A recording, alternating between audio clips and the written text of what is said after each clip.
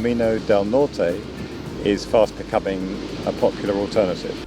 To the busy Camino France, it makes up about 5% of the pilgrim journeys that end up in Santiago. In fact, it's the next most popular after the Camino Portuguese. The accepted starting point is the city of Irún in the Basque country, and it's just over the border from Hendaye in France. From Irún, the way hugs the northern coast of Spain as it heads westwards towards the province of Galicia, where you'll find Santiago. If variety is what you're after, the Norte really provides.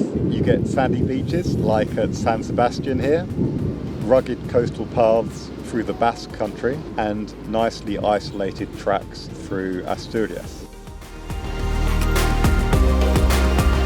Summer, July or August, is probably the best time to do the Camino del Norte for a number of reasons. Perhaps the main one is the weather. Outside of summer, it can get rather wet due to the proximity to the coast. Secondly, lots of the albergues or hostels will be closed when it's out of season, and many of the coastal resort towns will be starting to shut down after September. Year on year, the Norte is getting busier and busier, so May, June or September could offer a less crowded experience. If off-season is your thing, then the month of March, the gradually opening hotels and hostels may be encouraged to offer some discounts. The highlights of the Camino del Norte, well, there's quite a few. Making all those climbs through the Basque country worthwhile are all those sweeping views of the coast.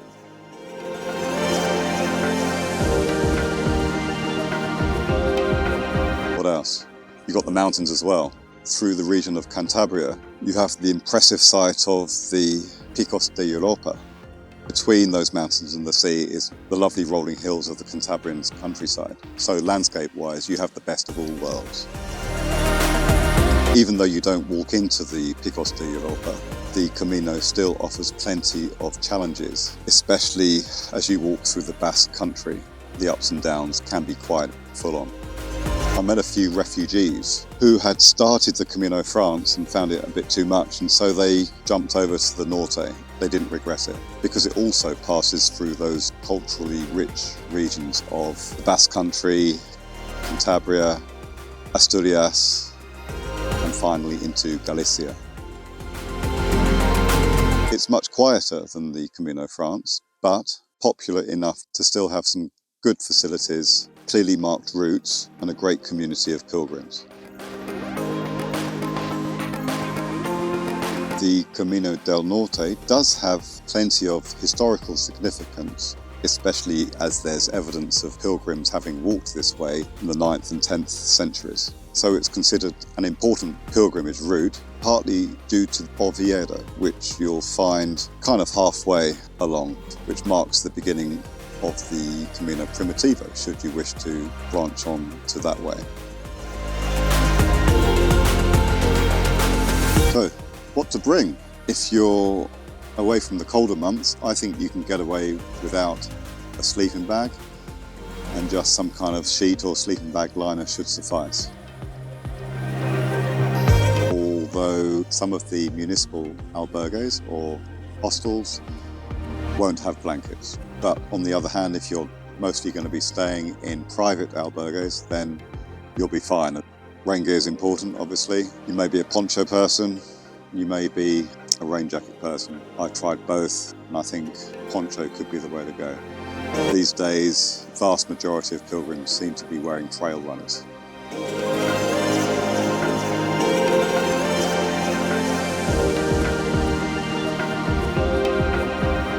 In terms of the physical challenge, generally speaking, I would say the Camino del Norte is way up there as one of the hardest Caminos to take on. Possibly the hardest stages are those between Irún and Bilbao.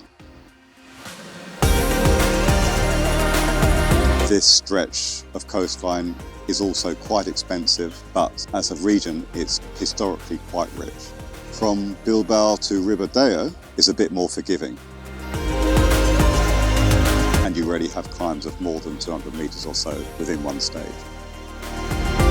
But from Ribadeo to Sobrado, on the other hand, gets a bit harder, There's lots of up and downs, especially as you move away from the coast and into the mountains of Galicia. If you're tight for time and don't want to walk the whole of the Camino in one go, then you could spend just a week, say, walking from Irún to Guernica, or Santillana del Mar to Ribadesella,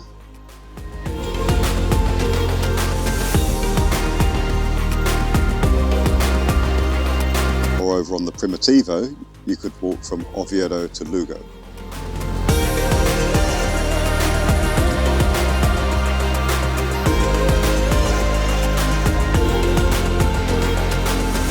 You won't miss the beautiful bird's eye view of San Sebastian as you approach the city from the east. One of the main draws is the crescent-shaped sweep of the beach of La Concha meaning shell. The other main attraction of San Sebastian is the famous food scene, where all manner of establishments vie for your attention.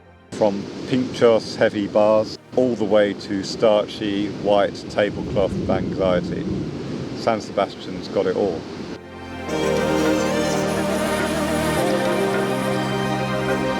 Why do the Camino del Norte?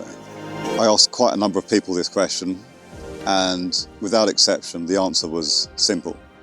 It's the sea. People love the idea of walking by the sea all across northern Spain with the chance to go swimming, use the beaches. It's always about the sea.